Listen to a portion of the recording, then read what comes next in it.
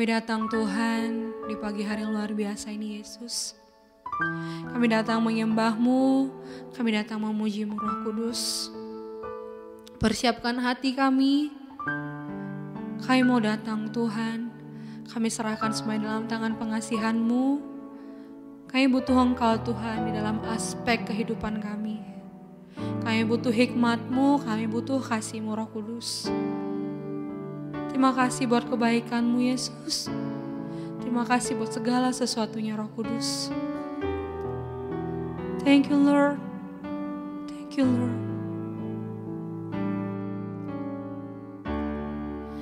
Into your hand I'm commit again with all I am for you Lord. You hold my world in the palm of your hand, and I am yours forever.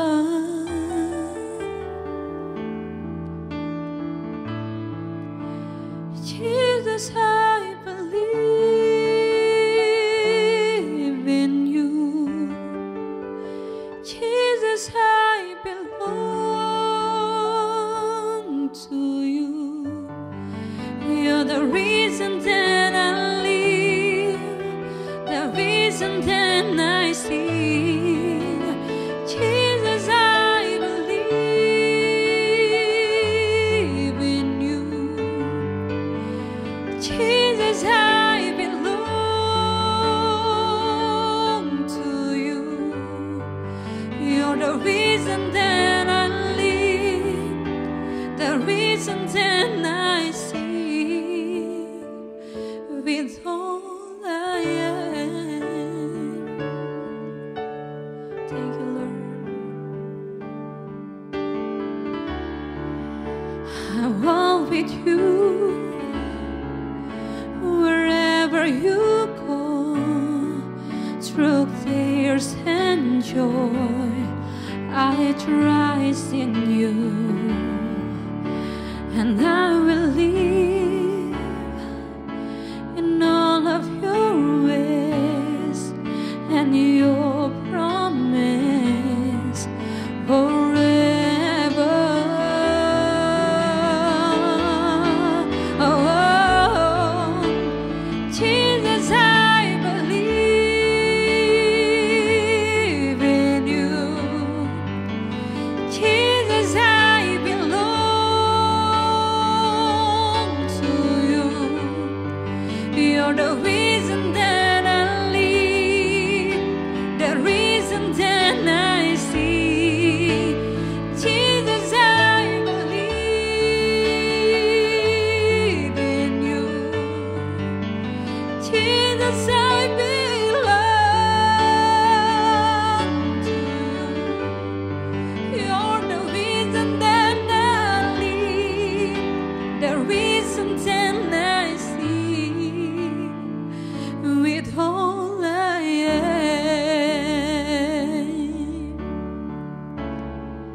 Oh,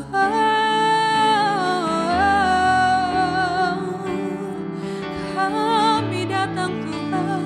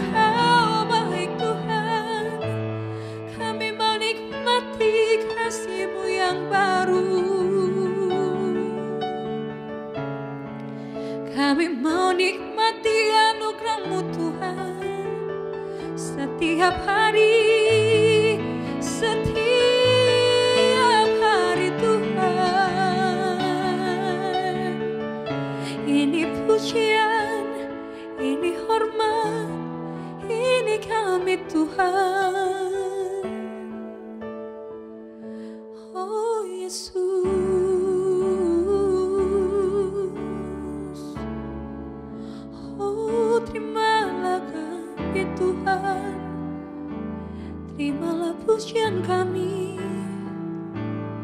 Thank you Lord, thank you Lord, thank you Lord, thank you Lord. Yes Lord, I will worship, I will worship you, I will worship, I will worship you, I will worship, I will worship you, I will worship,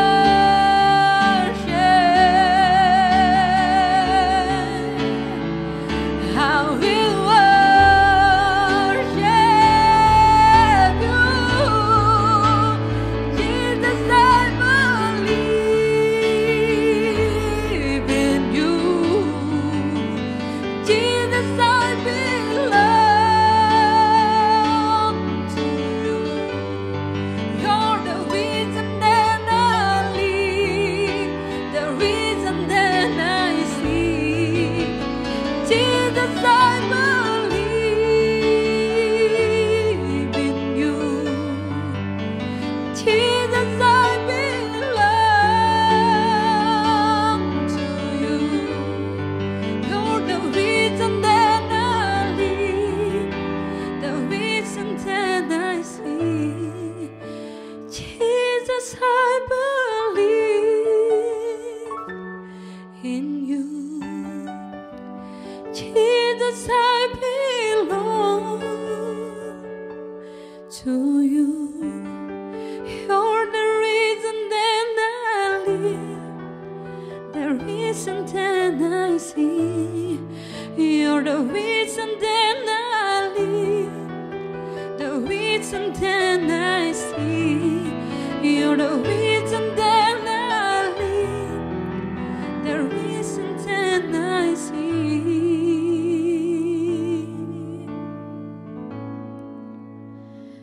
With all I am,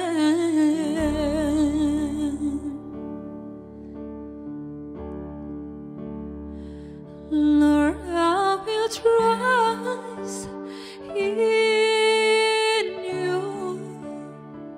Lord, I will trust in you.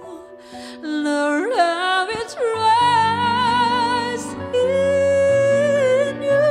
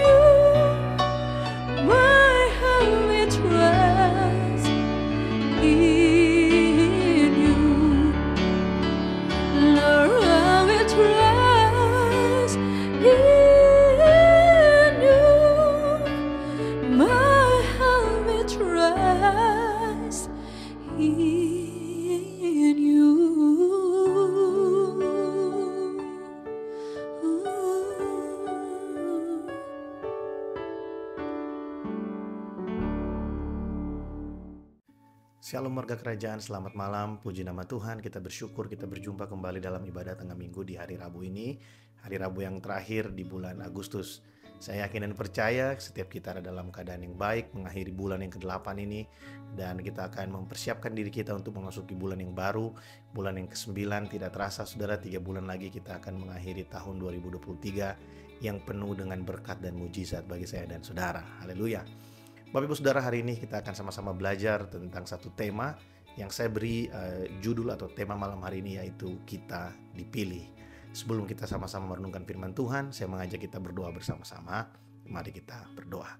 Bapa dalam surga, terima kasih untuk hari ini. Kami bersyukur untuk kesempatan kalau kami boleh kembali diberkati oleh kebenaran firman-Mu. Kami boleh kembali diperlengkapi. Kami boleh belajar tentang kebenaran firman-Mu. Biarlah Roh Kudus mengajar setiap kami, pengurapan-Mu atas hamba-Mu ini ya Tuhan. Biarlah setiap perkataan yang keluar dari lidah bibir hamba-Mu ini adalah perkataan yang menguatkan, yang membangkitkan setiap kami, sehingga kami boleh mengerti kebenaran dan kebenaran memerdekakan setiap kami. Terima kasih Tuhan, kami bersyukur. Terpujilah nama-Mu, dalam nama Tuhan Yesus kami berdoa. Amin. Puji nama Tuhan. Bapak Ibu Saudara, di bulan yang akan datang kita akan mempelajari satu tema yang baru, yaitu kasih yang mengubahkan dunia. Wow, luar biasa. Ya, saya yakin dan percaya bahwa kasih yang mengubahkan dunia itu adalah kasih Kristus. Hanya kasih Kristuslah yang mengubahkan dunia. Nah, saudara, hari ini kita akan belajar tentang pemilihan Allah atas kehidupan kita. Nah, dalam beberapa kesempatan di beberapa bulan yang lalu saya pernah membagikan ini buat kita. Tapi hari ini kita akan belajar dengan lebih sederhana, dan mungkin ada beberapa di antara saudara yang perlu untuk mengingat kembali, termasuk saya saudara. Saya juga harus mengingat kembali bahwa kehidupan kita ini adalah kehidupan yang dipilih oleh Allah. Nah, bagaimana Allah memilih kita, untuk apa Allah memilih kita, kita akan belajar secara sederhana malam hari ini, sehingga kita kembali dikuatkan, kita diingatkan. Bahkan seharusnya ini menjadi perenungan kita setiap hari. Bapak Ibu Saudara, seringkali kita ini lupa tentang siapa diri kita di hadapan Allah. Kita ini sering ke dalam keadaan-keadaan yang sulit, dalam keadaan yang penuh dengan pergumulan. Kita ini melupakan bahwa kita ini adalah orang-orang yang dipilih oleh Allah. Kalau kita memahami betul betapa kayanya kemuliaan yang diberikan Allah buat kita sebagai orang-orang yang dipilihnya, saya yakin dan percaya kita akan menjadi orang-orang yang berani untuk menghadapi segala persoalan yang ada di depan kita. Karena kita tahu siapa kita di dalam Dia. Kita akan tetap kuat di tengah-tengah badai, karena kita tahu bahwa kita ini bukan orang sembarangan ada di dunia ini. Kita ada di dunia ini bukan karena kecelakaan. Kita ada di tengah-tengah keberadaan kita hari ini bukan karena kecelakaan, tapi karena ada rencana besar Allah bagi saya dan saudara. Puji nama Tuhan. Mari kita buka Alkitab kita dari Efesus pasal yang pertama. Kita akan membaca dari ayat yang keempat sampai dengan ayat yang ke-6. Saya akan bacakan bagi setiap kita. Demikian firman Tuhan, Efesus pasal yang pertama ayat yang keempat sampai dengan ayat yang ke-6. Sebab di dalam Dia Allah telah memilih kita sebelum dunia dijadikan, supaya kita kudus dan tak bercacat di hadapannya. Dalam kasih Ia telah menentukan kita dari semula oleh Yesus Kristus untuk menjadi anak-anaknya, sesuai dengan kerelaan kehendaknya, supaya terpujilah kasih karunia-Nya yang mulia, yang dikaruniakannya kepada kita di dalam Dia yang dikasihinya. Bapak Ibu Saudara, dari pembacaan ayat-ayat ini, dari ayat yang keempat sampai dengan ayat yang ke-6, Efesus pasal yang pertama, ada 3 hal paling tidak yang perlu kita pahami di sini. Yang pertama, bahwa kita dipilih sebelum dunia dijadikan, atau sebelum segala sesuatu ada. Bahkan sebelum kita ada di dalam dunia, Allah telah memilih kita. Saudara, pemilihan Allah atas kita bukan berdasarkan apa yang akan kita lakukan. Ada orang yang beranggapan begini, bahwa Allah memilih kita karena Allah tahu kita akan melakukan perbuatan-perbuatan yang baik. Tidak. Tuhan memilih kita bahkan sebelum kita ada di dalam dunia. Sebelum kita mengetahui mana yang baik dan mana yang benar. Sejak semula firman Tuhan berkata, sebelum dunia dijadikan. Saya pernah memberikan satu ilustrasi buat kita untuk kita memahami bagaimana Allah memilih kita. Yaitu ketika seorang ingin membangun rumah, dia akan membayar orang yang bisa menggambar, membuat blueprint dari rumah itu. Dia akan membuat perencanaan rumah itu akan dibangun berapa lantai, ukuran setiap kamarnya berapa, bahan yang akan digunakan apa, dan bagaimana pembangunan itu akan berlangsung. Dan ketika rumah itu akan dibangun, maka sang tukang bangunan harus memastikan bahwa apa yang dia bangun itu sesuai dengan apa yang ada di blueprintnya, sesuai dengan rencananya. Nah saudara, ada banyak kali kita mungkin mendengar berita bahwa ada beberapa gedung-gedung besar yang salah perhitungan ketika dibangun. Mungkin ketika dibangun, para tukang bangunannya tidak melakukan seperti yang ada di dalam rencana awal, atau mereka salah menghitung ketika mereka ingin membangun bangunan itu.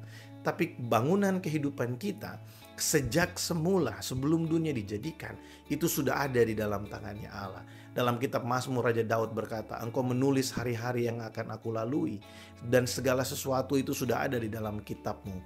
Saudara, segala apa yang kita alami hari ini ada di dalam kitabnya Tuhan. Tuhan mencatat segala sesuatu, sudah terlebih dahulu dia rencanakan bagi setiap kita. Memang pengetahuan ini sulit untuk kita pahami dengan pemikiran kita yang hanya sebesar bakpao ini. Tapi yakinlah saudara bahwa kehidupan kita ada hari ini karena dipilih Allah.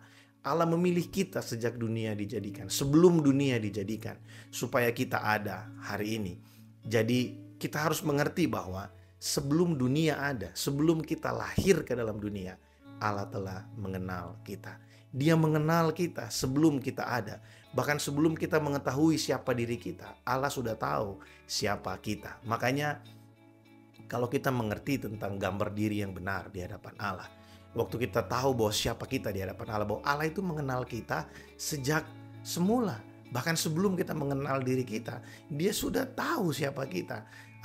Dengan memahami hal ini, kita tidak akan mudah untuk merasa bahwa kita ini dilupakan Allah. Bagaimana mungkin Allah melupakan kita karena dia sudah mengenal kita sebelum kita ada. Dia pasti mengingat kita, dia pasti memperhatikan kita. Karena tidak ada pribadi lain yang paling memahami hidup kita selain dari Allah. Karena dialah yang sudah terlebih dahulu mengenal dan mengetahui kita. Kalau saudara ada di tengah persoalan hari ini dan setan mulai bilang bahwa kamu sendirian, Allah tidak memperhatikan kamu, dengar baik. Itu semua bohong. Karena Allah telah terlebih dahulu mengenal kita. Dia memilih kita, dia tahu siapa kita, dan dia sejak semula telah menetapkan segala sesuatu yang ada di dalam kehidupan ini. Saudara, mungkin kita sulit untuk mempercayai atau menerima ini, tapi inilah kebenaran firman Tuhan buat kita, bahwa kita ada karena dia pilih kita sejak semula. Dan yang kedua, kita melihat bahwa Allah memilih kita supaya kita menjadi kudus. Ada orang yang beranggapan bahwa Allah memilih kita karena Allah tahu bahwa satu hari nanti kita akan melakukan apa yang benar di hadapannya. Kalau benar seperti itu, maka berarti pemilihan Allah bukan bergantung pada kasih karunia-Nya atas kita, tapi pemilihan Allah bergantung pada apa yang akan kita lakukan. Berarti pemilihan Allah bukan bergantung kepada betapa besar kasih-Nya bagi kita, tapi bergantung pada berapa baik kita hidup di dalam dunia. Tapi firman Allah tidak mengatakan seperti itu. Firman Allah berkata bahwa dia memilih kita supaya terpujilah kasih karunia-Nya menurut kerelaan kasih karunia-Nya bagi setiap kita. Nah, ini berarti saudara, Allah memilih kita supaya kita menjadi kudus. Atau dalam bahasa sederhana begini, kita mengalami pengudusan dalam hidup ini, kita menjadi kudus dalam hidup ini karena Allah terlebih dahulu sudah memilih kita.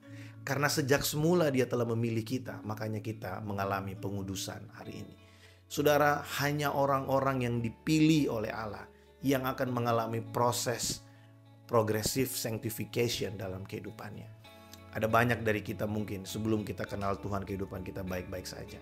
Tapi setelah kita menerima dia sebagai Tuhan dan Raja dalam hidup kita, maka Allah mulai berurusan dengan segala ego kita. Allah mulai membentuk kembali kehidupan kita. Tidak jarang dia harus menghancurkan apa yang lama, yang sudah lama ada dalam hidup kita.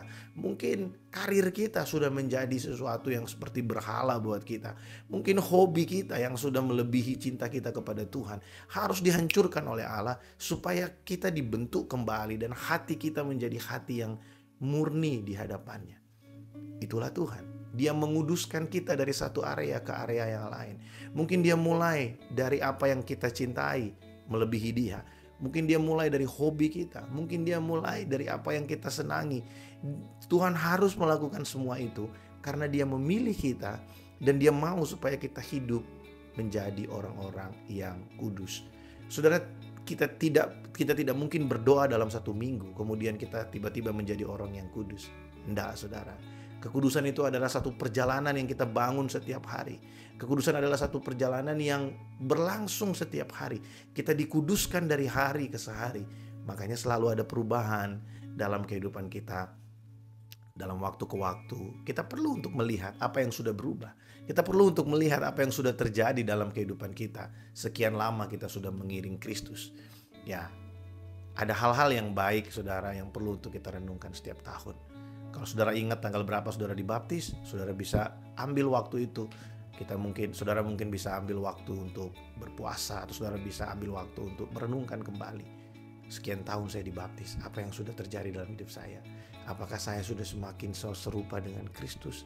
Apakah cara hidup saya yang dulu duniawi sekali, sekarang saya sudah mulai berubah ke arah yang lebih baik, yang lebih sesuai dengan firman Tuhan? Kalau tidak, berarti ada something wrong dalam hidup kita. Mungkin kita salah memahami kebenaran. Karena Tuhan mau, waktu Dia pilih kita supaya kita mengalami pengudusan dalam kehidupan ini. Makanya, kalau Tuhan izinkan ada banyak persoalan yang kita hadapi, dan persoalan itu pada ujungnya harus membuat kita berubah, berarti persoalan itu ada dalam rencananya Allah untuk Tuhan pakai persoalan itu supaya kita mengalami perubahan. Saudara, Tuhan itu tidak menghancurkan kehidupan kita, tapi Tuhan pakai hal-hal yang ada di sekeliling kita, yang membuat kita hancur hati, yang membuat kita patah hati, supaya kita diproses, kita diubahkan, kita dikuduskan dalam pengiringan kita kepada Tuhan. Dia adalah Allah yang begitu memperhatikan kehidupan kita. Sehingga kalau kita memahami ini, di tengah pergumulan yang berat sekalipun, kita tidak mudah untuk menyangka bahwa Tuhan itu jahat buat kita. Karena Dia mengizinkan sesuatu terjadi dengan tujuan yang baik bagi orang-orang yang Dia pilih. Dan yang ketiga, saudara, yang terakhir, dari pembacaan kita lihat bahwa yang pertama kita lihat bahwa sejak semula Allah pilih kita, sebelum dunia dijadikan, sebelum kita ada dalam dunia, Tuhan sudah mengenal kita. Yang kedua, kita tahu bahwa Allah pilih kita supaya kita menjadi kudus. Bukan Allah pilih kita karena Allah tahu kita akan menjadi kudus, bukan. Tapi Allah pilih kita supaya kita menjadi kudus. Yang ketiga, yang terakhir, Allah pilih kita supaya kita menjadi anak-anaknya. Saudara, waktu kita dipilih menjadi anak-anaknya, Allah pilih kita supaya hubungan kita dengan Dia semakin hari semakin dekat. Mungkin awalnya kita hanya mengenal Dia sebagai Tuhan. Kita mengenal Dia kemudian sebagai Raja dalam hidup kita. Kemudian kita mengenal Dia sebagai sahabat buat kita. Tapi ada satu hubungan yang merupakan panggilan tertinggi bagi orang percaya, yaitu menjadi anak-anaknya Allah. Saudara, dari ketiga hal ini kita akhirnya bisa melihat bahwa kehidupan kita orang yang dipilih Allah, saudara, sewaktu Allah memilih kita, Allah pilih kita supaya kita ini menjadi serupa dengan Dia.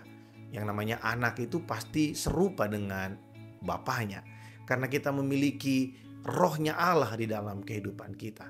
Nah, bagaimana kita tahu bahwa kita ini dipilih Allah? Apa ciri-cirinya bahwa kita adalah orang yang dipilih Allah? Yang pertama, saudara, tanda yang paling awal bahwa kita adalah orang pilihan Allah adalah kita diberikan kemampuan untuk menerima Yesus sebagai Tuhan dan Raja dalam hidup kita. Yohanes 3 ayat 16 bilang begini, setiap orang yang menerimanya diberinya, karena begitu besar kasih Allah akan dunia ini sehingga mengaruniakan putranya yang tunggal, supaya barang siapa yang percaya kepadanya. Waktu kita percaya kepada Yesus Kristus Tuhan, itu tanda awal bahwa kita dipilih oleh Allah. Saudara, jangan anggap remeh kalau kita bisa menjadi orang percaya. Karena ada banyak orang yang bergumul, saudara, untuk mereka bisa menerima Yesus sebagai Tuhan dan Raja, tapi mereka tidak pernah dapat melakukannya. Ya, saudara, ada banyak orang yang mengerti firman Tuhan. Mereka mengerti secara teori, tapi mereka tidak memiliki hati yang mau untuk percaya. Ada banyak, saudara, ada banyak. Tapi kalau hari ini mungkin kita belum mengerti sepenuhnya, kita tidak lebih mengerti dari mereka, tapi kita memilih untuk kita percaya kepada Dia sebagai Tuhan dan Raja. Itu adalah anugerah Allah bagi saya dan saudara. Makanya jangan anggap remeh itu. Itu tanda-tanda awal bahwa kita dipilih oleh Allah. Firman Tuhan berkata tidak ada satu orang pun yang mampu mengaku Yesus sebagai Tuhan kalau bukan karena Roh Kudus yang memberikan wahyu kepadanya. Jadi kalau dari mulut kita bisa berkata Yesus Kristus adalah Tuhan dan Raja, kita percaya dalam hati, mengaku dengan mulut, itu adalah karya Roh Kudus dalam hidup kita. Dan berarti itu tanda awal kita dipilih oleh Allah. Yang kedua, apa tanda-tandanya bahwa kita dipilih oleh Allah? Yang kedua, Allah berurusan dengan kehidupan kita secara pribadi. Apa maksudnya? Maksudnya adalah Allah mulai membentuk kembali kehidupan kita. Hidup kita yang sebelumnya ini sangat duniawi, dirubah oleh Allah dari waktu ke waktu. Allah tidak merubah kita dalam satu kali, dalam satu malam, enggak. Tapi Allah membiarkan kita berubah dalam proses supaya kita menjadi dewasa dan mengenal Dia dengan benar. Saudara, ini bukan proses yang singkat. Ada orang yang berkata bahwa saya udah 10 tahun ikut Tuhan, saya udah 50 tahun ikut Tuhan, saya udah 60 tahun ikut Tuhan. Ya, sudah banyak yang berubah, cukuplah. Saya sudah puas dengan Tuhan. Saudara, kalimat puas dengan Tuhan itu seharusnya menjadi bagian ketika kita sudah berjumpa dengan Dia muka dengan muka. Kita puas selama kita ada di bumi ini. Dan kita akan terus dipuaskan dalam kekekalan bersama dengan Dia. Karena selama kita ada di dalam dunia ini, kita akan terus mengalami yang namanya pengudusan itu. Kita akan terus mengalami yang namanya perubahan itu. Makanya jangan pernah anti dengan perubahan. Karena kita harus selalu berubah dari hari ke hari. Mungkin ada satu prinsip yang dulu kita anggap paling benar. Tapi setelah kita memahami kebenaran lebih lagi, kita belajar dan Roh Kudus memberikan kita pengertian-pengertian yang baru. Jangan takut untuk berubah. Karena Tuhan mau kita bertumbuh menjadi dewasa. Yang namanya bertumbuh itu pasti ada perubahan yang kita alami. Dan yang ketiga, saudara, yang terakhir, apa tandanya bahwa kita adalah orang yang dipilih Allah? Ada peningkatan kualitas hubungan antara kita dengan Tuhan. Saudara, orang-orang yang dipilih oleh Allah semakin hari semakin intim dengan Dia. Karena awalnya kita mungkin mengenal Dia sebagai Tuhan. Waktu kita mengenal Dia sebagai Tuhan dan Raja, ada kalanya kita merasa bahwa Tuhan itu otoriter sekali, Tuhan itu sangat saklek sekali. Tapi kemudian kita meningkat, kita mengenal Dia sebagai sahabat. Oh, Dia bisa diajak ngobrol. Oh, Dia bisa menjadi penasehat buat kita. Dia bisa menjadi teman curhat buat kita. Tapi semakin kita dekat dengan Dia, maka kita akan mengerti bahwa Dia juga adalah Bapa buat kita. Itu panggilan yang paling tinggi dari kehidupan kita sebagai orang percaya. Waktu kita mengenal Dia sebagai Bapa, kita tahu bahwa Bapa yang baik pasti punya rencana yang baik buat anak-anaknya. Kita tahu bahwa sebagai Bapa yang baik, Dia tidak akan membiarkan kita sendirian. Kita tahu sebagai Bapa yang baik, Dia bertanggung jawab atas seluruh kehidupan kita. Saudara, biarlah perenungan kita malam hari ini menginspirasi kita, memberikan kita sesuatu untuk kita semakin berpengharapan di dalam Tuhan. Bahwa saya dan saudara adalah orang-orang yang dipilih Allah. Bahwa saya dan saudara adalah orang-orang yang sejak semula Allah tentukan untuk kita bisa menjadi kudus dan berkenan di hadapannya. Sejak semula Allah tentukan untuk kita menjadi anak-anaknya. Saudara, mungkin di antara kita yang mengikuti ibadah tengah minggu malam hari ini, ada yang sedang berhadapan dengan pergumulan yang berat. Saudara mungkin bingung tentang jati diri saudara. Tapi hari ini biarlah kita mengerti bahwa ada jati diri yang sejati dalam hidup kita, yaitu kita orang pilihan Allah. Dan saudara, Allah tidak mungkin salah dalam memilih seseorang. Kadang kita melihat orang yang sudah mengenal Tuhan, tapi kok hidupnya gitu-gitu aja, hidupnya sepertinya tidak mengalami perubahan, hidupnya sepertinya bahkan dekat sekali dengan dosa, ya. Kemudian kita mulai menghakimi, dia pasti masuk neraka. Loh, saudara, ingat, ada Rasul Paulus yang sudah diberikan kuasa untuk membinasakan orang percaya. Tapi pada akhirnya dia menerima Yesus sebagai Tuhan dan Raja dalam hidupnya. Saudara, mungkin orang-orang yang pada saat itu hidup, para rasul-rasul yang lain, saudara, mungkin Petrus dan teman-temannya, waktu mereka melihat Saulus pada saat itu, mereka berpikir, orang ini kapan dia bisa terima Tuhannya? Dan betul, akhirnya dia terima Tuhan. Hari ini kita mungkin melihat ada kelompok-kelompok yang begitu radikal yang ingin mematikan kekristenan. Tapi saudara, kita tidak pernah tahu kapan waktunya kasih karunia Allah berjumpa dengan mereka dan mereka dimenangkan. Saya mendengar beberapa kesaksian dari pemimpin-pemimpin ISIS, pemimpin-pemimpin organisasi-organisasi yang radikal yang ingin menghancurkan kekristenan, yang akhirnya berjumpa dengan Yesus secara pribadi dan mereka akhirnya menjadi orang percaya. Itu luar biasa, saudara. Ya, dan saya yakin dan percaya keluarga besar kita yang belum mengenal Allah, jangan dihakimi. Mungkin kita berpikir bahwa waduh, mereka memang udah layak masuk neraka. Wah, saudara, kita sudah mendahului penghakimannya Tuhan. Hanya Tuhan yang tahu. Yang kita perlu lakukan adalah apa? Kita berdoa untuk mereka. Kita menunjukkan sikap yang baik kepada mereka sebagai orang percaya. Saudara, biarlah ini menjadi perenungan bagi setiap kita dan menguatkan setiap kita. Kalau kita ada di tengah persoalan hari ini, dengar, mungkin Tuhan mau kita berubah. Saya pelajari begini, saudara. Seringkali Tuhan izinkan satu masalah terjadi. Yang Tuhan ingin lakukan itu sebenarnya bukan menunjukkan bahwa dia mampu menyelesaikan persoalan buat kita. Tapi yang ingin Tuhan lakukan adalah Tuhan mau melalui persoalan itu ada satu karakter dalam hidup kita yang dirubah. Mungkin Tuhan berikan kita, Tuhan izinkan kita menghadapi satu persoalan yang melatih kesabaran kita. Atau Tuhan izinkan kita menghadapi satu persoalan yang melatih kasih kita. Tuhan izinkan kita mengalami suatu persoalan yang pada akhirnya melatih pengampunan kita. Tuhan izinkan kita mengalami satu persoalan yang melatih kita, yang menolong kita untuk kita bisa melihat bahwa selama ini ternyata Tuhan itu belum menjadi segala-galanya buat kita. Masih terlalu banyak hal lain yang kita letakkan melebihi Tuhan dalam hidup ini. Sehingga Tuhan pakai persoalan demi persoalan supaya kita menyadari betul bahwa kita perlu Tuhan, bahwa kita harus menjadikan Dia raja dalam hidup kita. Saudara, Dia Bapa yang baik. Dia adalah Allah yang memelihara hidup kita. Dia adalah Allah yang memilih kita sejak semula. Mari kita berdoa. Bapa, terima kasih buat malam ini. Kami bersyukur buat firman-Mu. Kami bersyukur buat kebenaran-Mu yang kami dengarkan malam hari ini. Biarlah kebenaran-Mu yang kami renungkan malam hari ini memerdekakan kami, supaya setiap kami, ya Tuhan, boleh mengerti dengan benar bahwa kami adalah orang-orang yang dipilih. Kami bukan orang-orang yang kalah, Tuhan, tapi kami orang-orang yang diizinkan Tuhan untuk mengalami perubahan. Bahkan kami dibawa Tuhan untuk kami mengalami sesuatu yang lebih baik dalam hidup kami. Kami menjadi orang-orang yang bernilai. Kami menjadi orang-orang yang berbeda dengan orang-orang yang ada di dunia ini. Kami bersyukur untuk setiap kesempatan yang Tuhan izinkan untuk kami belajar. Mungkin berat waktu kami mengalaminya, tapi kami percaya bahwa di balik semua itu ada rencana besar Allah buat kami. Sehingga kami bukan lagi menjadi orang-orang yang kalah atau orang-orang yang lemah, tapi menjadi orang-orang yang kuat di dalam Engkau. Terima kasih Bapa. Berkat-Mu bagi setiap kami. Dalam nama Tuhan Yesus Kristus kami berdoa. Amin. Puji nama Tuhan. Bapak Ibu Saudara, saya mengajak setiap kita untuk mengikuti ibadah doa fajar secara live pada hari Sabtu nanti.